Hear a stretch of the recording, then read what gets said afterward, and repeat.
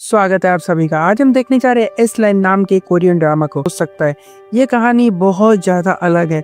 कहानी की शुरुआत हम सुबह सुबह हो रहे एक सनराइज के साथ देखते हैं, जहाँ पर एक लड़की की आंखें खुलती है और वो अपने विंडो से कार्डबोर्ड हटाकर बाहर देखती है, जहाँ पर एक स्कूल की लड़की चुपचाप से स्कूल जा रही होती है और उसके सर पर एक रेड लाइन जा रही है। वहीं कार में बैठा एक आदमी जिसके सर पर बहुत सारी रेड लाइन्स है, जिसको तुम गिन भी नहीं सकते हो। ये स्कूल गर्ल जिसका नाम सीओ होता है, उसको बार बार अपनी कार में अंदर आने को बोल रहा होता है, क्योंकि ये उसका अंकल है। सीओ मना करके आगे बढ़ जाती है। कुछ देर बाद इस लड़की को अपनी बिल्डिंग के सामने एक लड़की दिखती, जिसके सर पर भी बहुत सारी रेड लाइंस होती है।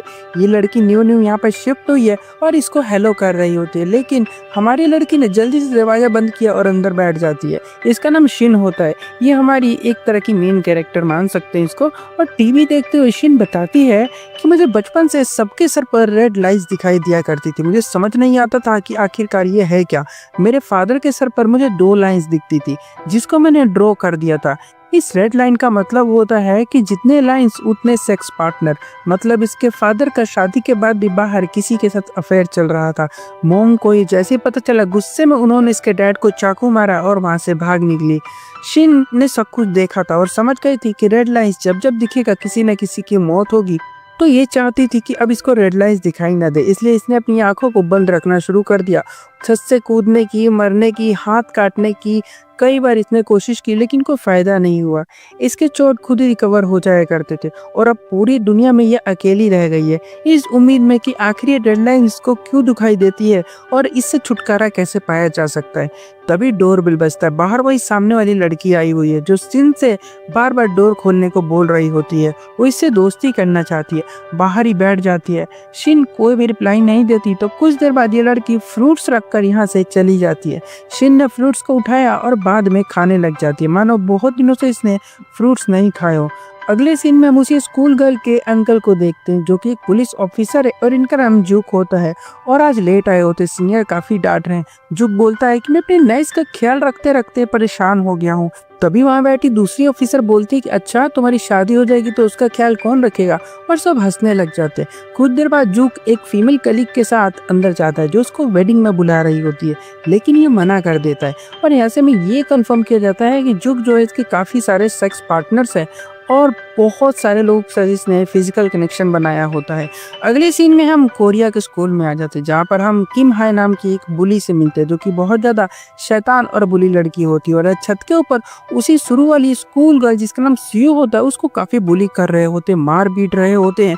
किम ने उसको लात मार के कहा कि तू पैसे लेकर क्यों नहीं आई और तेरी हिम्मत कैसे हुई हमारे बारे में पुलिस को बताने की। किम ने धमकाया, बहुत धमकाया कि ये मत सोचना कि तेरे अंकल कॉप है तो हम लोग डर जाएंगे, और इसको बहुत मारती पीटती है।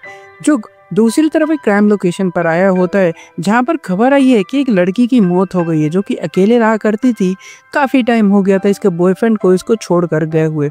पूरे घर में छानबीन से पता चलता है कि रोज रेस्टोरेंट से खाना मंगाकर खाती थी और घर भी काफी साफ सुथरा है। तभी पड़ोसी ने बताया कि कल रात को एक आदमी हेलमेट पहनकर इसके घर में घुसा था। हो सकता है फूड डिलीवरी गाय हो। सबका शक उसी पर जाता है। घर में कोई प्रूफ भी नहीं होता है, खूनी को कैसे खोजा जाए। लेकिन छानबीन से ये भी पता चलता है कि कल रात को उस लड़की ने कोई खाना ऑर्डर नहीं किया था, तो जो हेलमेट वाला आदमी था तो हो सकता है वो खूनी हो। डिटेक्टिव डोंग ने बताया कि अपने बॉयफ्रेंड से इसको अलग हुआ पूरे 1 साल हो गए थे। अगले सीन में हम शिन को देखते, अपने लिए खाना मंगाया होता, टीवी देखते हुए खा रही होती। टीवी में वही न्यूज आ रहा है, लड़की की मौत वाला, और बताया जा रहा होता है कि एक हेलमेट वाले आदमी पर शक जताया गया है। न्यूज में पीछे सेम हेलमेट में एक आदमी दिखता है, जिसके सर पर एक सिंगल रेड लाइन है।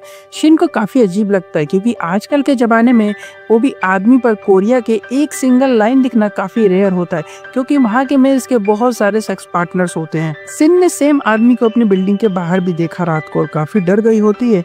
आदमी उसी सामने वाली लड़की के घर में घुसता है। शिन ने पुलिस को जल्दी से कॉल किया कि हेलमेट वाला आदमी सेम उसी तरह का जैसा तुम लोगों ने बताया था, यहाँ पर सामने मेरे घर में घुसा हुआ है। लेकिन तभी हेलमेट उतारता है और वो उस लड़की से प्यार मोहब्बत करने आया हुआ है रात को, ना कि मर्डर करने।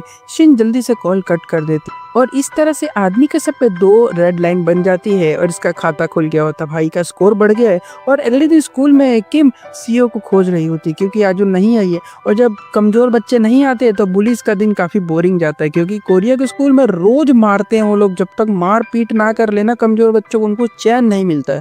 उसका लॉकर तोड़ देते, उसके सामान को निकाल कर चेक किया गया और उसके लव लेटर को जोर जोर से पढ़कर क्लास में पूरे में मजाक बनाया गया होता है बेचारी का। इधर जुग थक हार कर घर में आकर रेस्ट कर रहा होता है। सीईओ आ गई होती है। जुग बोलता तुम स्कूल क्यों नहीं गई? सीईओ इससे पैसे मांग रही होती है। जुग बोलता नहीं, जो पहले पैसे दिए थे वो कहाँ गए ये बताओ। सीईओ ने कहा कि दे दो। जुग ने इसका घायल चेहरा देखा और पूछने लगा कि क्या हुआ था तुम्हारे साथ, बताओ मुझे। पर सीईओ कुछ बोले भी ना, डोर बंद कर देती है। जुग की नजर तभी सामने शिन के घर पर जाती है जिसके पूरे विंडो पर कार्डबोर्ड लगाया गया होता है। ये पुलिस स्टेशन कॉल करके पता करता है कि रात को कॉल कहाँ से आई थी और वो शिन के घर से आई थी। इसीलिए वो उसके घर पर पहुंच जाता है और पूछने लग जाता है कि दरवाजा खोलो, कल तुमने कॉल किया था पुलिस स्टेशन में। अब शिन जो कि इसके सर पे इतनी सारी लाइनें देख रही होती है और यहाँ पे हमें ये लग जाता है कि पक्का एक प्ले बॉय है शायद, क्योंकि इतनी लाइंस, इतने सारे सेक्स पार्टनर्स किसके ही हो सकते हैं। बोलता है कि डिटेक्टिव कॉल किया था तभी आया हूँ। तभी ऊपर रहने वाला एक आदमी नीचे आता है। बोलता है कि सर ये लड़की कभी बाहर नहीं निकलती है, ना किसी से मिलती है। जुग बोलता है कि अच्छा, अगर कुछ भी देखा था तुमने रात को तो मुझे बता सकती हो। शिन ने कहा कि गलती हो गई, मुझे लगा कि वो खूनी है लेकिन वो तो कपल थे दोनों। जुग ने इसको देखा, इसकी उम्र काफी कम होती है तो पूछने लग जाता है कि तुम स्कूल नहीं जाती हो क्या, तुम्हारे पेरेंट्स कहाँ पर है। और शिन ने फटाक से दरवाजा बंद कर दिया। अगली रात फिर से डिलीवरी गाय आया होता है जो कि शिन के घर के अंदर ही झांक रहा होता है और इसके सर पर एक रेड लाइन होती है। दूसरी तरफ शियो को देखते हैं। जब अपने अंकल के पैसे नहीं मिलते तो ये बाहर मार्केट में आ गई होती है और किम बार बार मैसेज करके इसको स्कूल में बुला रही है पैसे लेकर। शियो डरी हुई अब क्या करे। इसको तभी एक औरत दिखाई देती है पैसों के साथ। शायद इस औरत की आज सैलरी मिली होती है ऑफिस से, तो ये गिनते हुए घर जा रही है और शियो इसके पीछे हो लेती है पैसे छीनने के लिए। तभी कुछ लोग आ जाते हैं जिसकी वजह से इसका प्लान फेल हो जाता है। पुलिस स्टेशन में केस आगे बढ़ रहा होता है। डोंग बताता है कि डेड लड़की का बॉयफ्रेंड जिसका नाम जोंगसिक था वो स्कूल टीचर है। एड्रेस भी उसका मिल गया होता है और जुग के घर के पास में ही रहता है। फोटो देखने से पता चलता है कि अरे ये तो वही आदमी है जो शिन को सुबह मिला था बिल्डिंग के अंदर। बोल रहा था कि सर ये लड़की तो कभी बाहर नहीं आती है। जुग को सब कुछ याद आ गया होता है। तभी इसको कॉल आती है और जल्दी से इसको यहाँ से सीधे हॉस्पिटल भागना पड़ता है क्योंकि उसके पिताजी हॉस्पिटल में एडमिट होते हैं और वो रूफ टॉप पर जाकर कूदने वाले। जैसे तैसे करके उनको बचाया जाता है। इधर डिटेक्टिव जोंगशिक के घर में घुस गए होते हैं छानबीन करने के लिए। पूरा घर रेड कलर से पेंट हो रखा होता है। इसने सब कुछ जोग को कॉल करके बता दिया। तभी जोंगशिक इस पर अटैक कर देता है और हेलमेट पहनकर यहाँ से निकल जाता है नए शिकार की खोज में। शिन सब कुछ देख रही होती है और नाइफ उठाकर घर से बाहर निकल जाती है। बहुत टाइम बाद घर से बाहर निकली है तो सीढ़ियाँ भी नहीं उतर पा रही होती है और चक्कर खाकर रोड पर ही गिर के बेहोश हो जाती है। तभी इसको इसकी एक मॉम का इल्यूजन टाइप का दिखता है कि इसकी मॉम के रंगे हुए खून में हाथ है जो उसको अपने पास बुला रही है। ये उस टाइम का सीन हो सकता है जब इसकी मॉम ने इसके पिता की जान ले दी। दूसरी तरफ सामने वाली लड़की ने डोर खोला ये सोच के कि आज फिर से मेरा बॉयफ्रेंड हेलमेट पहन कर आया है प्यार मोहब्बत करने के लिए, लेकिन नहीं, ये तो जोंगसिक होता है। और ये लड़की इसको पहचानती है, बोलती तुम यहाँ पर क्या कर रहे हो। और मजे की बात तो ये होती है कि जोंगसिक को भी रेड लाइट्स दिखाई देती है और गुस्से में लड़की को मारने लग जाता है। शिन आकर बोलती है कि जाने दो उसको। जोंगसिक नहीं डरता, बोलता क्या करोगी, मारोगी मुझे। शिन वहीं खड़ी डर से कांप रही होती है। जोंगसिक ने नाइफ छीना और शिन के पेट में मारकर उसकी जान ले लेता है और लड़की को मारने लग जाता है। पर लड़की इसको धक्का देकर शिन को उठाने भाग जाती है और जोंगसिक उठता है अपना चश्मा खोजने के लिए, लेकिन बाहर जुग आ गया होता है जो शिन का चश्मा रोड पर पड़ा हुआ देखकर उसके अपार्टमेंट में देने जाता है। पूरे घर में अजीब अजीब सी फोटोज देखकर इसका सर घूम गया होता है और वहीं सीधा खिड़की से सामने चल रहे नज़ारे को देख रहा होता है। जोंगसिक ने लड़की को ऑलमोस्ट मार दिया होता है, लेकिन तभी शिन उठती है और जोंगसिक के पैरों में चाकू मार देती है और फिर उस पर अटैक करके उसकी जान ले लेती है। अब तुम सोचोगे कि शिन जिंदा कैसे हुई। देखो शिन का क्या है कि इसको कितनी भी चोट लग जाए तो इसका जो घाव है खुद ही रिकवर हो जाता है, मतलब इमोर्टल टाइप की होती है, मरती मुर्ती नहीं है ये। और जोंगसिक के सर से रेड लाइंस गायब हो रही होती है। शिन भी ये सब नोटिस करती है और कुछ ही देर में पुलिस आ गई और मामले को अपने अंदर ले लेती है। शिन को एक बात खाई जा रही होती है, क्या जोंगसिक को भी रेड लाइन दिखाई दिया करती थी क्या? पुलिस के जाने के बाद जुक पूछने लगा कि कौन था वो आदमी, तुम जानती हो उसको? लेकिन शिन बिना कुछ बोले यहाँ से चली जाती है। जुक सुबह घर आता है तो सीओ बोलती है कि अगर आप मुझे पैसे देने आए हो तो अच्छी बात है, वरना भाग जाओ मेरे घर से। जुक बोलता है कि मैं तुम्हारा एटीएम हूँ क्या? ये बताओ स्कूल में क्या हुआ था, बताओ मुझे। शियो ने कहा क्या होगा बताकर, बदल जाएगा कुछ? पिछली बार जब मैंने आपको बताया था तो आपने तो कुछ नहीं किया और अचानक गायब हो गए थे। उसके बाद इसको और मारा पीटा गया था बेचारी को। जुक ये सुनकर काफी अपसेट होता है और यो बोलते हैं कि आप सिन के साथ क्या कर रहे थे? जुक बोलता है क्या, तुम कैसे जानती हो उस चश्मे वाली लड़की को? सियो बताती है कि वो मेरी क्लासमेट हुआ करती थी पहले, लेकिन उसकी मॉम ने उसके डैड को मार किया और भाग गई, तभी से सिन स्कूल नहीं आती है। शिन की उम्र ज्यादा नहीं होती, हमें यहाँ पर पता चलता है उसकी उम्र भी कम है, वो भी स्कूल गर्ल है अभी एक, और आज चश्मा उतार कर बैठी पूरी सिटी में देख रही होती है, जहाँ इसको खाली रेड लाइन सी दिखाई दे रही है। तभी मैसेज आता है, जो तुम्हें दिखता है ना वो मुझे भी दिखता है, मेरे हाई स्कूल में आ जाओ, हम मिलकर इसका सॉल्यूशन खोजेंगे। लेकिन ये मैसेज किसने किया और ये क्या था हमें यहाँ पर नहीं बताया जाता, और यहाँ पर एपिसोड 1 खत्म हो जाता है। एपिसोड 2 की शुरुआत में हम ग्यूजिन नाम के स्कूल टीचर से मिलते हैं, जो कि हमारी कहानी की एक और मेन कैरेक्टर होती है। दिखने में काफी सुंदर है, इस वजह से स्कूल में काफी पॉपुलर होती है और बच्चे काफी इनको पसंद किया करते हैं, और ये सीधी सादी सी भी नजर आ रही होती है। इधर शिन ने उस हादसे के बाद से अपने घर से एक कार्डबोर्ड हटा दिए होते, वो सोच रही होती है कि क्या इसको सब कुछ ठीक करना चाहिए, नॉर्मल रहना चाहिए, घर से बाहर निकलना चाहिए, दुनिया को देखना चाहिए। वही स्कूल में हम सीओ को देखते, जो कि आज स्कूल आई होती है और सब इसको भला बुरा बोल रहे होते, मजाक बना रहे, बुली कर रहे, और ऊपर से किम भी इसके लव लेटर को जोर जोर से क्लास में पढ़कर इसका मजाक बना रही होती है, और सीओ ये सब सुनकर गुस्से में उसके ऊपर अटैक कर देती है और दोनों लड़कियों में लड़ाई होने लग जाती है। दोनों जमकर लड़ाई करती हैं। किम ने सीओ को बहुत मारा पीटा, तब यहाँ पर ग्यूजिन आकर, जो कि इनकी क्लास टीचर होती है, रोकती है लड़ाई को और स्कूल में लड़ाई करने से मना करती है। कहती है अगर स्कूल में ऐसा करोगे तो तुम लोगों के साथ अच्छा नहीं होगा, लेकिन दोनों को नहीं, खाली सीओ को। हाँ, इसकी नज़र में सीओ की गलती होती है सारी, हमेशा कमजोर बच्चों के साथ ये ऐसा क्यों होता है पता नहीं। स्कूल के बाद सीओ घर जाते हुए खाली क्लासरूम में अपने लॉकर को देख रही होती, जिसमें एक चश्मा रखा हुआ है, और ये चश्मा उसी टीचर का है जो कि लास्ट एपिसोड में लड़कियों को मार रहा था, जिसको शिन ने खत्म कर दिया था लास्ट एपिसोड में। दूसरी तरफ जुक को देखते केस को अभी भी देख रहा होता है। डोंग बोलता अब क्यों फाइल देख रहे हो, खूनी तो मारा गया, तो अब केस खत्म हो चुका है तो बंद कर दो। पर जुक जानना चाहता है कि आखिर उस आदमी ने लड़कियों को मारा क्यों मर्डर किया, क्योंकि वो तो मेंटली प्रॉब्लम नहीं था उसको कोई, और ना वो साइकोपैथ था, तो बेवजह कोई किसी की जान क्यों लेगा, ये बहुत बड़ा सवाल होता है जुक के लिए। डोंग बोलता है कि वो एक टीचर था और उन लड़कियों को पहले से जानता था, और जुक को सेटिस्फैक्शन नहीं मिलती इस बात से। वो जोंगशिक के घर पर पहुंच गया होता है, पूरे घर में रेड लाइट्स देखता है। दूसरी तरफ सीओ घर आ गई होती है और वो चश्मा लगा कर मिरर में खुद को देख रही होती है। इसके सर पर एक रेड लाइन दिखाई दे रही है इसको, हाँ, क्योंकि इसका एक ही सेक्स पार्टनर है। अब इसको समझ नहीं आ रहा कि आखिरकार ये रेड लाइन है क्या, उसको पकड़ने की भी कोशिश करती है। तभी जुक आ गया होता है और इसके सर पर इतना सारा रेड लाइन का पूरा शावर देखकर ये डर के मारे घर से भाग गई होती है, मानो मॉन्स्टर देख लिया हो। शिन वहीं घर के बाहर खड़ी इसको भागती हुई देख रही होती है। सीओ मार्केट में आ गई होती है और सबके सब पे लाइंस देखकर इसके सर फटने लग गया होता कि आखिर ये है तो है क्या। अगले दिन जुक फिर से इसको स्कूल चलने को कहता है, पर सीओ मना कर देती है इतनी सारी लाइंस देखकर, और खुद ही इसको जाने को कह देती है, और ये यहाँ तक समझ चुकी होती है कि ये लाइंस आखिरकार क्यों दिखाई देती है। स्कूल में आती है तो यहाँ पर सभी के सर पे काफी लाइंस है। स्कूल की लड़कियों के सर पर 10-10 लाइंस होती हैं। वाह भाई, कमाल की दुनिया चल रही है। किम के सर पर भी 2 लाइंस होती है, एक लाइन सीधी है और दूसरी लाइन किसी से कनेक्ट हो रही है, यानी कि वो लोग अभी एक्टिव है दोनों, और ये होते हैं एक टीचर। हाँ, किम का एक टीचर के साथ सेक्सुअल रिलेशनशिप होता है। सीओ ये जानकर तो शॉक्ड हो गई होती है, और आज गुइजिन इनके क्लास में एक न्यू स्टूडेंट का इंट्रोडक्शन करवाती है, और ये यूल होती है। हाँ, काफी शर्मीली लड़की है, ज्यादा बोलती भी नहीं है। दूसरी तरफ जुक को देखते हैं, जो कि जोंगशिक की फोटो देख रहा होता। फोटो में उसने चश्मा लगाया होता है, लेकिन घर पे तो कोई चश्मा नहीं मिला था, और ना ही उसके सामान में चश्मा मिला है, तो चश्मा आखिर गया तो गया का, तो सीधा स्कूल पहुंच गया होता है। गुइजिन बोलते हैं कि आप जुक हो ना, आप बहुत ज्यादा हैंडसम हो। इतने हैंडसम कैसे हो आप? जुक बोलता है कि मैं सीओ का अंकल हूँ और यहाँ पर आपसे कुछ बात करने के लिए आया हूँ। गुइजिन बोलती है कि सीओ एक मेंटली बीमार लड़की है, अजीब हरकतें करती है। अरे पागल औरत, उसके साथ जो हो रहा है वो तो देखो पहले। खैर, जुक दुखी होता है सब जानकर और बताता है कि मैं उसकी अच्छी परवरिश नहीं कर पाया। लेकिन आज ये सीओ के बारे में नहीं बल्कि जोंगशिक के बारे में बात करने आया होता है और उसके चश्मे के बारे में पूछता है कि शायद हो सकता है स्कूल में वो चश्मा मिल जाए मुझे। लेकिन गुइचन बताती है कि स्कूल में कोई भी चश्मा नहीं पहनता था वो। सीओ यहाँ आज फिर किम से पिट रही होती है छत के ऊपर बुरी तरह से पैसे ना लाने के लिए। यूल भी आ गई होती है सब रोकने के लिए। तो किम को गुस्सा आ गया, कहती अच्छा नई स्टूडेंट आई और इसके साथ मिलकर मुझसे भिड़ेगी। और ये यूल को भी मारने पीटने लग जाती है, छत से नीचे लटका देती है।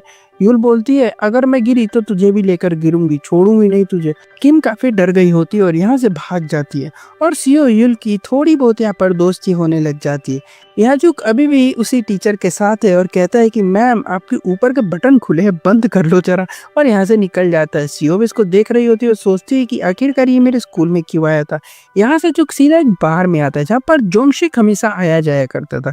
एक वेटर बताता है कि हाँ यहाँ पर जोंगशिक आता था और एक अजीब सा चश्मा पहनता था और अजीब सी लाइंस गिनता रहता था हमारे सर के ऊपर, पता नहीं क्या, हमें तो कुछ नहीं दिखती है। जूक ने सब कुछ नोट कर लिया होता। तभी वहीं बैठी एक लड़की होती है जो जूक की डायरी से इम्प्रेस हो गई होती है और इसको नाइट स्पेंड करने का ऑफर देती है। जूक भी चल देता है पीछे पीछे रूम में और इसको समझ नहीं आ रहा होता है कि आखिरकार इसकी डायरी से कोई इम्प्रेस होकर इसको सेक्स कैसे ऑफर कर सकता है। देखो अगर लड़की तुम में इंटरेस्टेड है तो तुम्हारी डायरी भी उसको सेक्सी लग सकती है, और नहीं इंटरेस्टेड है तो तुम चाहे टॉम क्रूज क्यों ना हो, भागो यहाँ से। और अब हमें समझ आ गया होता है कि इसके सर पर इतनी लाइंस क्यों है, क्योंकि भाई साहब कोई भी एक मौका नहीं छोड़ते हैं। रात को सीओ घर जाते हुए किम को देख रही होती है जो कि एक होटल में रात को अपने टीचर के साथ नाइट स्पेंड करने आई होती है। सीओ ने इनकी चुपके से फोटोज एंड वीडियोस बना ली होती है होटल के बाहर और किम चली गई होटल के अंदर। टीचर के साथ इन्होंने जम के प्यार मोहब्बत किया और हमें यहाँ पर समझ आता है कि आखिरकार किम की स्कूल में इतनी ज्यादा चलती क्यों है, कोई इस पर रिपोर्ट क्यों नहीं करता, ना ही कोई टीचर इसको रोकता है।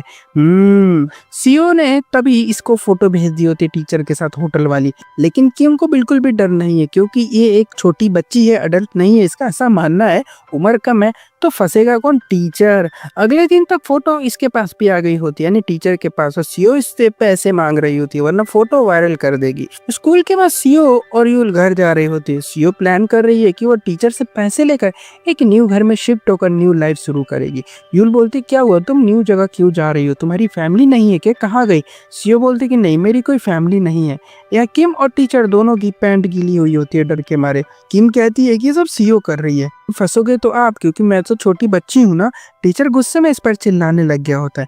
अब सीओ को चश्मा मिलने के बाद इसने इसका फायदा उठाना शुरू कर दिया। इसने 2-4 और टीचर्स को सेम वे में ब्लैकमेल किया पैसों के लिए, और एक रोज वॉशरूम में अपना चश्मा उतारकर मुंह धोते हुए यूल को देख रही थी। यूल बोलती है कि क्या हुआ, तुम्हारी आंखों में तो कोई प्रॉब्लम नहीं है, फिर तुम चश्मा क्यों पहनती हो। सीओ बोलती है कि नहीं नहीं मेरी आंखें खराब है। इतने में यूल बोलती है कि मैं जानती हूँ कि तुम्हें रेड लाइंस दिखाई देती हैं, मुझे भी दिखाई देती है। सीओ बोलती है अच्छा ये क्या होती है, अच्छा बताओ मेरे सर पे कितनी है।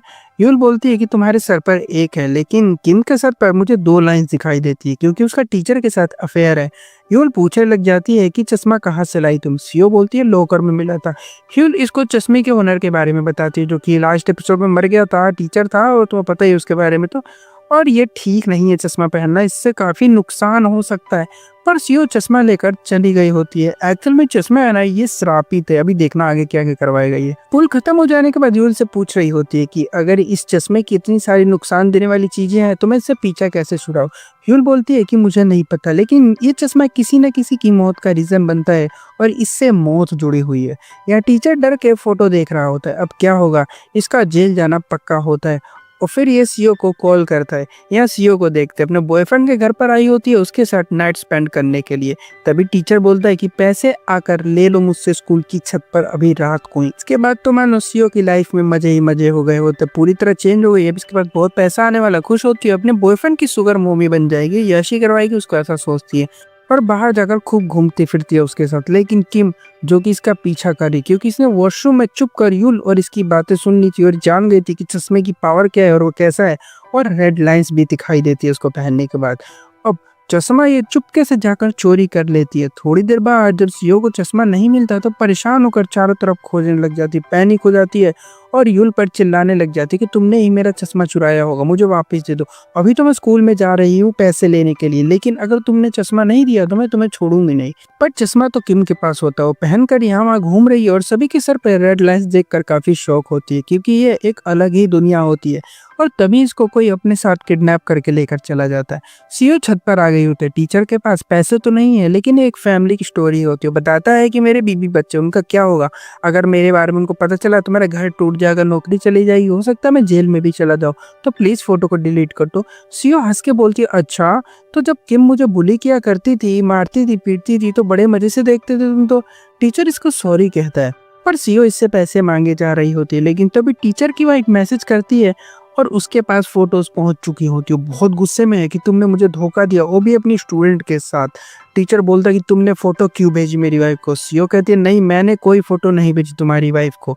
और ह्यूल उधर से भागते हुए स्कूल की तरफ आ रही थी, क्योंकि उसको पता है कि चश्मा श्रापित है। और सीओ को ऊपर से गिरते हुए देखती है और सीओ नीचे गिरकर यहाँ पर मर जाती है, क्योंकि वो चश्मा श्रापित है। जिसके पास भी होगा, जो उसका ओनर होगा, जो भी उसके कांटेक्ट में आएगा, उसका मरना पक्का है, क्योंकि ये जो रेड लाइंस है ना, वो मर्डर, खून, इन सब से जुड़ा होता है। ओके, एपिसोड 3 की शुरुआत वहीं से होती है। सीओ बिल्डिंग से गिर गई थी और उसके पास भागी भागी आई थी शिन। हाँ, ये शिन है जो कि हमारी एपिसोड नंबर 1 में थी, वही है जो घर में बंद रहती थी। मैंने इसका लास्ट एपिसोड में नाम चेंज कर दिया था कंफ्यूजन की वजह से। ओके, तो ये हमारी शिन ही है जिसने बाल कटवा कर स्कूल में एडमिशन लिया होता है। जल्दी से हॉस्पिटल पहुंचाया जाता है सीओ को। पीछे से जुक भी आता है भागा भागा। शीन से पूछने लगा कि तुम लोग स्कूल में क्या कर रही थी। ये बताती है कि पता नहीं क्यों शियो रात को स्कूल गई थी और मैं उसको खोजने के लिए उसके पीछे पीछे भागी थी। पर यहाँ पर शिन कंफर्म होती है कि ये गिरी नहीं है, बल्कि इसको किसी ने धक्का दिया होता है। अगले दिन प्रिंसिपल पूरे स्कूल पर चिल्ला रहे होते हैं कि तुम लोग बच्चों का ध्यान नहीं रख सकते हो, और हमारा कोरियन टीचर कहाँ गया। इतना बड़ा कांड हो गया और कोरियन टीचर ही गायब है। अब कोरियन टीचर वही है जिसका किम के साथ अफेयर चल रहा है और लास्ट एपिसोड में छत के ऊपर सीओ जिससे मिलने के लिए आई हुई थी। जब ये टीचर पर ज्यादा गुस्सा होने लग जाते हैं तो एक फीमेल टीचर उठती है और प्रिंसिपल पे ही चिल्लाने लग जाती है कि हमारी कोई गलती नहीं, स्टूडेंट्स की गलती है, क्यों जाते हो जान देने के लिए। और यहाँ पर बुरी तरह से लड़ाई होने लग जाती है। दूसरी तरफ शिन को देखते क्लास में आती है। आज किम भी स्कूल नहीं आई होती है। बच्चे बातें बना रहे होते कि सीओ छत से कूद गई और किम भी अब गायब है। स्कूल में बिल्कुल भी मजा नहीं आएगा, आज बहुत ही बोरिंग दिन जाने वाला है। यहाँ टीचर युनजुन काफी सैड होती है। सीओ की होमरूम टीचर है तो उसका ब्लेम खुद पे ले रही होती है कि अगर मैं उसकी केयर करती तो छत से ना कूदी होती। और वो टीचर भी गायब होते हैं आज, तो सब पूछ रहे होते हैं कि कोरियन टीचर आखिर गए तो गए कहाँ। यहीं पर हम एक नए कैरेक्टर से मिलते हैं। इनका नाम जंग होता है और यहाँ पर ये पढ़ाते हैं, लेकिन अभी इन्होंने अपनी नौकरी छोड़ दी है। और एक टीचर कहते, क्या हुआ, तुम नौकरी छोड़कर क्यों जा रहे हो, तुम तो हमें 1 हफ्ते बाद अपनी शादी में बुलाने वाले थे ना। ये बताते कि नहीं, मैंने शादी कैंसिल कर दी और मैं 1 हफ्ते बाद कनाडा चला जाऊंगा। फिर ये अपना सामान उठाकर जंग अपनी सिस्टर के घर पर आ जाता है रहने के लिए। की हालत बहुत खराब होती है और पूरे दिन घर का काम करती है, बच्चे को संभालती है। और इसके हस्बैंड का 4-4, 5-5 दिनों तक कोई अता पता नहीं रहता है। बोलते काम में बिजी हूँ और घर से गायब रहते हैं। अगले सीन में हम शिन और जुक को देखते हैं जो कि सीओ के साथ हॉस्पिटल में होते हैं। अगले स्कूल में शिन उसी जगह पर आई होती है जहाँ से सीओ गिर के मर गई थी। वहीं पर तभी एक चोटी वाली लड़की आ जाती है और बोलती है कि मुझे तो लगता है सीओ को किम ने धक्का दिया होगा, क्योंकि वहीं उसको पूरे दिन बुली करती रहती थी। और सीओ जब से गिरी है, किम भी देखो आई कहाँ है स्कूल में, वो भी तो गायब है ना। सीओ तो मर गई, उसका फ्यूनरल होगा ना तो मैं भी आऊंगी। शिन बोलती है बकवास बंद करो, अपनी मरी नहीं है, जिंदा है भी वो। वहीं से गुजर रहे क्लास प्रेसिडेंट का चश्मा कुछ जाना पहचाना सा लग रहा होता है। शिन ने पूछा कहाँ से लाए और लगाकर चेक करती है तो नहीं, इसमें असलाइन नहीं दिखती है, नॉर्मल चश्मा होता है। या ऑफिस में जंग को एक चश्मा मिला होता है। ग्यूजिन से बोलता है कि क्या ये आपका चश्मा है क्या। ग्यूजिन देखती है, कहती नहीं मेरा तो नहीं है, इसको तुम पहन लो, इसको पहन के काफी अच्छे दिखोगे। और ये पहन लेता है और इसको फिर दिखने लग जाती है लाइंस, क्योंकि यही है वो मैजिकल चश्मा। पहले तो समझ में नहीं आ रहा होता है कि आखिरकार ये लाइंस क्यों दिख रही हैं। जुक के ऊपर लाइंस देख के इसके होश उड़ गए होते। इतनी सारी लाइंस जैसे कि मेरे उड़ गए थे इसके ऊपर देख के, भाई इतनी सारी लाइंस कैसे हो सकती है भाई। जो ग्यूजिन से बात करने आया होता है, ग्यूजिन इसको माफी मांगती है कि सीओ की होमरूम टीचर होने के बाद भी मैं उसकी अच्छे से देख रेख नहीं कर पाई। झुकने का कोई बात नहीं, लेकिन मुझे लगता है कि उसको धक्का मारा गया, उसको बुली कौन करता था, मुझे उसके नाम बता। ग्यूजिन बताती है कि वो तो आज स्कूल ही नहीं है ये, और ना आ रही है कुछ दिनों से। जुक फिर सीओ के फोन के वॉलपेपर को देखकर उसके बॉयफ्रेंड तक पहुंच जाता है। पूछने लग जाता है कि कौन हो और सीईओ को कैसे जानते हो। पहले तो लड़का मना करता है, लेकिन फोटो देखने के बाद एक्सेप्ट करता, बताता है कि सीईओ ने मेरे साथ जबरदस्ती कर अपने होटल रूम में लेकर गई ताकि वहां पर मेरे साथ फिजिकल रिश्ता बना सके। जुक ने पूछा तो तुमने किया था? लड़का बोलता हम लोग गए तो थे और हम लोग किस भी कर रहे थे, मैं उसको रोक भी रहा था पर वो बहुत ज्यादा भूखी थी।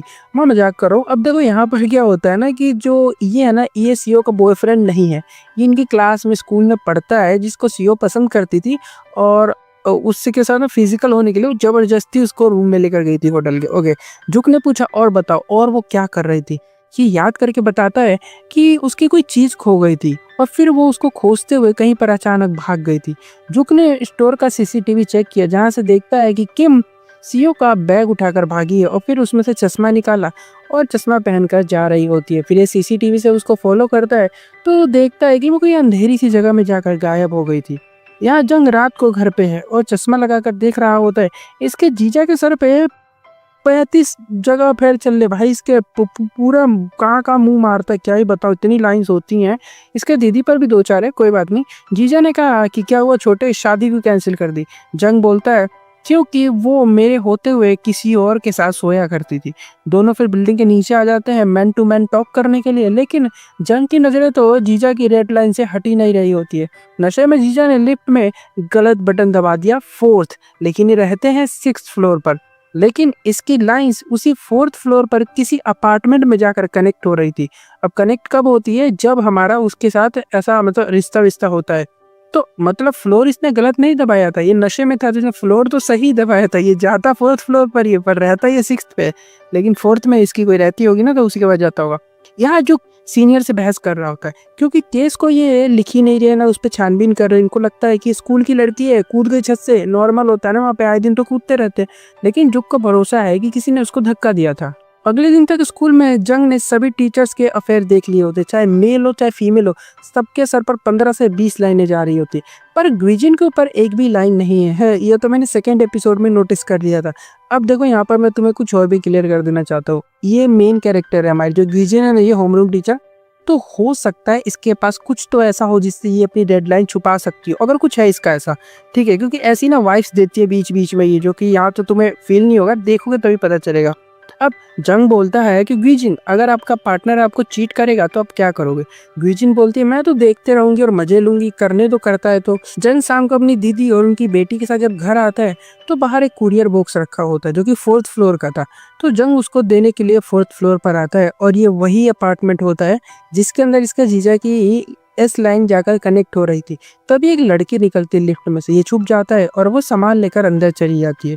इसके सर पे भी बहुत सारी लाइंस होती है और इसी का अफेयर जंग के जीजा के साथ चल रहा है और रात को यहीं पर आया करता है। और अगले दिन तक स्कूल में किम एंड टीचर की होटल के बाहर वाली फोटोज वायरल हो गई होती है। सच सबके सामने आ गया होता है और पार्किंग में टीचर की डेड बॉडी मिलती है उनकी कार के अंदर। लेटर भी लिख के गया होता है कि शर्मिंदगी के कारण मैं अपनी जान दे रहा हूँ, 3 दिन से बॉडी यहीं पर पड़ी हुई है, ऐसा बोला जा रहा होता है। लेकिन जुक नहीं मानता, उसका मानना है कि गाड़ी अच्छे से पार्क नहीं की गई है, मतलब कोई इसको मारकर यहाँ पर लाया है पक्का।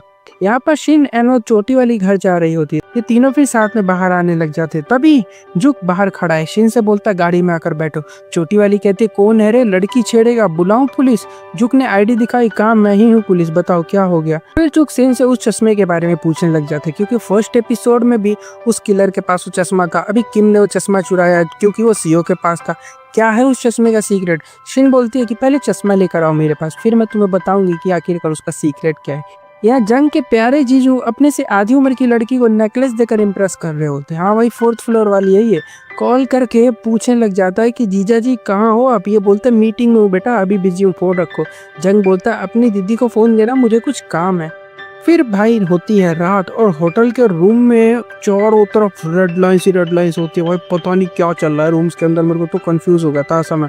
ठीक है, ओके। जंग ने भी जीजे को रंगे हाथे पकड़ लिया होता है, पीटना शुरू कर देता है। जीजा बोलता है प्लीज अपनी बहन को मत बताना, प्लीज मत बताना, मैं उसको समझा दूंगा, तुम फिक्र मत करो, ये सब छोड़ दूंगा, सुधर जाऊंगा। ये बोलता है ठीक है सुधर जाना क्योंकि मैं कल जा रहा हूँ यहाँ से। और अगले दिन जंग कनाडा जा रहा होता है अपना सामान वामान पैक करके। जाते हो पूछने लगा कि दीदी आपके हस्बैंड कहाँ हैं, उनसे बात हुई थी कोई आपकी? दीदी ने कहा कि अरे वो तो ऐसे ही करते हैं, अभी 4-5 दिन बाद आएंगे वो, तुम फिक्र मत करो, तुम अच्छे से जा। जंग फिर स्कूल आता है अपना सामान लेने के लिए क्योंकि वो जा रहा है ना, लेकिन उस फोर्थ फ्लोर वाली के इंस्टाग्राम पर एक फोटो देखता है प्रेगनेंसी की, और ये देख इसका दिमाग खराब हो जाता है। मतलब अब इसकी दीदी को दोनों मिलकर डंप करने वाले बुरी तरह से। भागता हुआ रोड पर आता है तो देखता है कि इसकी दीदी उस फोर्थ फ्लोर वाली की कार को टक्कर मार रही होती है। जीजे भी आ गया होता है अपनी साइड चिक को कंफर्ट करने के लिए, और जंग उठता है और जीजे का दे मुक्का दे देता है, पर दीदी ने रोक लिया होता है कि जाने दे, कोई बात नहीं, ये तो है ही, क्या ही बोले, इसको छोड़ो। यहाँ जो परेशान होता है कि करे तो करे क्या, आखिरकार ये चश्मा क्या है, क्या चल रहा है ये सब। तो ये सीओ के रूम में जाके छानबीन करता है, उसको एक डायरी मिलती है सीओ की जिसमें उसने बहुत सारी रेड लाइन्स बना के रखी होती है। ये शिन को दिखा के पूछने लग जाता है कि ये क्या है ये, और शिन इसको बताती है कि ये क्या है। ये बताती है कि ये तब दिखाई देता है जब हमारा किसी के साथ फिजिकल रिश्ता होता है, जब हम किसी के साथ ऐसा ऐसा करते हैं। और यहाँ पर एपिसोड 3 खत्म हो जाता है। एपिसोड 4 की शुरुआत वहीं से होती है जहाँ से हमने लास्ट एपिसोड को खत्म किया था। शिन ने जुग से सब कुछ बता दिया होता है उस चश्मे के बारे में, और ये भी बताती है कि हो सकता है सीओ किसी को चश्मे की वजह से ब्लैकमेल कर रही होगी। तभी उस आदमी ने सीओ को मारना चाहा। अगले सीन में शिन को देखते हैं, सीओ के सर पे से लाइंस गायब होती हुई दिख रही होती है, मतलब सीओ मर गई है। और शिन चिल्ला के उठती है क्लास के अंदर, ये इसका सपना था। दोस्त पूछने लगे क्यों चिल्लाई, क्या हुआ था। इसने कुछ कहा नहीं। ये लड़का, इससे मिलवा दूं मैं, इसका नाम जुनसियो होता है, जो कि शिन को मनी मन में काफी ज्यादा पसंद करता है, और दोनों से बोलता है क्यों ना हम स्कूल के बाद कहीं घूमने चले। पर शिन मना कर देती, ये बोल के कि मैं पार्ट टाइम जॉब करने लगी हूँ तो मेरा बाहर जाना पॉसिबल नहीं है। दूसरी तरफ हम फिर से एक नए कैरेक्टर से मिलते हैं। ये रारी होती है जो इसी स्कूल की एम्प्लॉय है, और काम नहीं करने की वजह से इसको डांट पड़ रही होती है। रारी के पास भी एक चश्मा होता है जिसमें उसको एस लाइन्स दिखाई दिया करती हैं। इसके सीनियर के सर पे कोई लाइन नहीं होती, उनकी एज भी ज्यादा हो गई है। तो रारी कहती है मनी मन में कि हाँ, इसने अभी तक सेक्स नहीं किया है क्या कभी। लंच टाइम में सभी खाना खा रहे होते, तभी रारी बोलती है कि मैं ये काम जल्दी छोड़ दूंगी और जल्दी से एक्ट्रेस बनूंगी। तभी सबकी नजरें वहाँ म्यूजिक टीचर पर आकर अटक जाती है, जो कि टॉल एंड काफी हैंडसम होते हैं। बात करने लग जाती है इनके बारे में, कितने हैंडसम है म्यूजिक टीचर, उन्हें डेट करने के लिए हमें पूछना चाहिए, सिंगल तो नहीं होंगे, ऐसा तो नहीं लगता है मुझे। रारी जो ऑलरेडी म्यूजिक टीचर के साथ सेक्स करना चाहती है, और मनी मन में काफी मुस्कुरा रही होती है। और तुम्हें लगेगा कि मैं क्या बोले जा रहा हूँ, मैं बिल्कुल सच बोल रहा हूँ, अभी देखना तुम लोग आगे क्या होता है। और रात को रारी विग पहनकर एक होटल के बाहर हमें दिखाई देती है। दूसरी तरफ हम जुग को देखते हैं जो कि डोंग को समझा रहा होता है कि ये सब चश्मे की वजह से हो रहा है, और वो चश्मा पहन के हमें दिख जाता है कि किसने किसके साथ सेक्स किया है। अब ऑफ कोर्स कौन ही मानेगा ऐसी बात को जो कि नॉनसेंस लग रही होती है। यहाँ शिन अपने काम पर होती है, ये रात को होटल को संभालने का काम करती है। तभी इसके दोस्त आगे होते हैं और इसको चेक इन करने के लिए बोल रहे होते हैं। शिन बोलते हैं तुम लोग यहाँ पर क्या करो, तुम नहीं आ सकते, तुम लोग अभी माइनर हो। चोटी वाली बोलती है कि माइनर, तुम भी तो माइनर हो, तुम यहाँ पर क्या कर रही हो। फिर शिन इनको अंदर बुला लेती है और तीनों बैठकर बतौले खींचने लग जाते हैं। छोटी वाली शिन को जिनसियों की तरफ धक्का दे रही होती क्योंकि जानती है कि ये इसको पसंद करता है लेकिन बोल नहीं पाता है। तभी अंदर रारी आती है, हाँ ये इसी होटल के बाहर थी और अभी चेक इन करने आई होती है। छोटी वाली इसको देखकर बोलती है कि इस लड़की को कहीं तो मैंने देखा, मुझे याद नहीं आ रही कहाँ देखा है। फिर रारी को देखते हैं जो कि रूम में आकर बताने लग जाती है कि मैंने बहुत लोगों के साथ सेक्स किया लेकिन मुझे मजा नहीं आता, मुझे तो बस म्यूजिक टीचर के साथ करना है। और होटल में रात बिता के सुबह जाने लग जाती है। छोटी वाली देखती है और कहती है अरे याद आ गया, ये तो हमारे स्कूल में आती है, वहाँ पे काम करती है। रारी फिर घर आकर चश्मा लगाकर रेड लाइंस देखने लग जाती है। यह जुग को देखते हैं, शिन की फाइल रीड कर रहा होता है जहाँ पर उसको शिन के बारे में पता चलता है कि जब ये छोटी थी तो इसने अपनी ड्राइंग के जरिए अपनी मदर को बताया था कि इसके फादर का अफेयर इसकी आंट के साथ चल रहा है, और उसके बाद इसकी मदर ने अपने हस्बैंड को यानी शिन के पिता को मार दिया था। यहाँ से फिर ये शिन के साथ हॉस्पिटल जाता है और सीओ पर कितनी लाइन्स है ये पूछने लग जाता है, क्योंकि ये प्राइवेट लाइफ होती है ना, तो शिन नहीं बताती, कहती मैं तो नहीं बताऊंगी ये सब चीज़ें। पर ये जरूर बता देती है कि जिसके साथ भी सीओ की वो लाइन कनेक्ट होती है वो हमारे स्कूल का तो पक्का नहीं है। जुग बोलता है तुम्हें क्या लगता है ऐसा और चश्मा हो सकता है किसी के पास। शिन कहती है मुझे नहीं पता, लेकिन अगले दिन शिन टीवी में देखती है क्रिमिनल को जिसके पास सेम चश्मा होता है, और यहाँ पर ये क्लियर हो जाता है कि ऐसे बहुत सारे चश्मे पूरे कोरिया में फैले हुए हैं। यहाँ रारी को देखते अपने शारीरिक सुख की तलाश में म्यूजिक टीचर के पास आई होती है। दोनों बातें होती हैं नॉर्मल, लेकिन एंड होते होते दोनों की रेड लाइंस कनेक्ट होती हुई दिखाई देती है। इसका मतलब ये हो सकता है कि ये दोनों एक दूसरे के लिए सेक्सुअल फीलिंग रखते हैं और दोनों एक दूसरे के साथ सोने के लिए रेडी हैं। यहाँ जुनसियो शिन को अपने साथ स्कूल के बाद स्विमिंग पूल में लेकर आता है। शिन पानी में कूद गई होती है और अंदर ही बैठ जाती है। जुनसियो फिक्र करता है और उसको बचाने के लिए कूद पड़ता है। दोनों फिर बाहर आकर नूडल्स खाने लग जाते हैं। शिन बोलती है, मुझे लोगों पर लाइंस दिखती हैं। जुनसियो बोलता है, कैसी? ऐसी लाइंस मेरे ऊपर है, देख के बताओ ना। शिन कहती है, नहीं, हम दोनों के ऊपर लाइंस नहीं है। इसके बाद शिन घर आ जाती है और तभी इसके सर के ऊपर हमें लाइन दिखाई देती है और यहाँ पर एक चीज कंफर्म हो जाती है और इस लाइन को देखकर हम दो कंक्लूजन निकाल सकते हैं। पहला ये कि शिन ने सेक्स किया है जुनसियो के साथ जस्ट अभी अभी, जो कि मेरे को इम्पॉसिबल लग रहा है, ऐसा हुआ नहीं बिल्कुल भी। और दूसरी बात ये कि ये लाइंस उनके सर पर भी दिखने लग जाती है अगर हम किसी के साथ सेक्सुअल फीलिंग डेवलप कर लेते हैं अपने अंदर, तो हो सकता है इसी वजह से इसके सर पे ऐसी लाइन दिख रही है। तो ये शर्मा गई होती है काफी ज्यादा। या पुलिस स्टेशन एक महिला आई होती है जो जुक को जानती है, हाय हेलो कर रही होती है। सोया होगा कभी इसके साथ। डोंग बोलता है कि तुम्हारी गर्लफ्रेंड है क्या, डेट वेट किया था क्या तुमने इसको? जुक मना कर देता। डोंग बोलता, हाँ, हमारा काम भी तो देखो, कितना बिजी रहते हैं हम लोग, किसी औरत के लिए कहाँ टाइम निकाल पाएंगे। जुक फिर बोलता है, मैं टीचर ग्विजिन के बारे में जानना चाहता हूँ, पर उनके साथ सोना नहीं चाहता मैं। यहाँ आज फिर रारी होटल में आई होती है। ये सेम रूम बुक करती है और अश्विन सफाई करते हुए इसकी बातें सुन लेती है। रारी खुद से ही बातें कर रही होती है कि मैं रोज अलग अलग मर्दों के साथ सोती हूँ, लेकिन मुझे सेटिस्फैक्शन नहीं मिलता है। क्या हो रहा है मेरे साथ? और मैं हमेशा इसी रूम में आती हूँ क्योंकि भाई साहब इस रूम के अंदर एक होल होता है जिसके अंदर से ये साइड वाले रूम में सेक्स करते हुए कपल्स को देखकर ऑर्गेज्म लेती है। वाह वाह, बहुत बढ़िया। और आज किस्मत से देखो उसी रूम में एंट्री होती है म्यूजिक टीचर की किसी और लड़की के साथ। रारी के होश उड़ गए होते हैं, लेकिन ये तो बस शुरुआत थी। दोनों ने फिर यहाँ पर पैशनेट होकर काम को अंजाम दिया है ना, जो वो लाइव नज़ारा देखकर रारी के साथ साथ मेरे भी होश उड़ गए थे। बता नहीं सकता मैं तुम लोगों को, समझ जाओ तुम लोग। लड़की ने टीचर से कहा कि हम कल फिर मिलेंगे इसी जगह पर इसी टाइम। टीचर कहते हैं, ठीक है भाई, जरूर मिलेंगे। पर रारी ने अगले दिन रूम में रखे पानी में ड्रग्स मिला दिया होता है और रास्ते में तैयार हथियार लेकर जैसी वो लड़की आती है उसको मार पीट कर उसके कपड़े पहनकर रूम में खुद ही पहुंच जाती है सेक्स करने के लिए।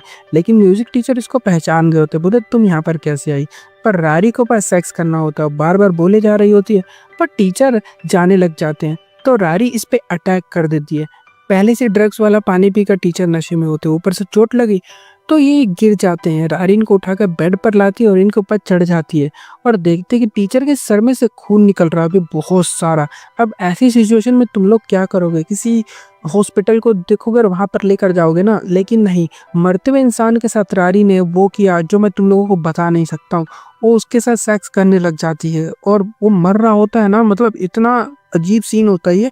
मतलब एक मरते हुए इंसान के साथ तो कर रही होती है और उसको ऐसा लग रहा होता है कि जल्दी मैं कर लूँ वरना ये मर जाएगा, लेकिन होता भी ऐसा ही है। कुछ देर बाद टीचर की मौत हो जाती है और रारी भी बाथरूम में जाकर अपना हाथ काट कर मर जाती है।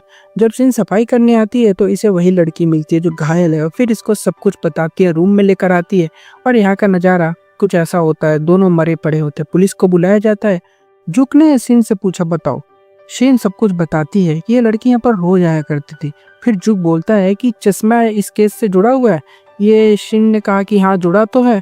फिर जुक सीओ के पास हॉस्पिटल गया, फिर अपने होटल में आता है और बाथटब का पानी खाली करने लग जाता है और फिर इसको रारी का चश्मा मिलता है। मानो इसको पता था कि चश्मा वहाँ पर मिल सकता है।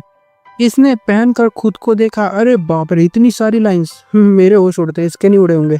खैर फिर भागते वो हॉस्पिटल में जाता है सीओ के सर पे लाइंस देखने के लिए और एक लाइन होती है जो बाहर किसी से जाके कनेक्ट हो रही होती है। मजे की बात देखो, अब बाहर कौन है और कितने कनेक्ट हो रही है ये देखने के लिए यहाँ से ये भागता है जुक और यहाँ पर एपिसोड 4 खत्म हो जाता है।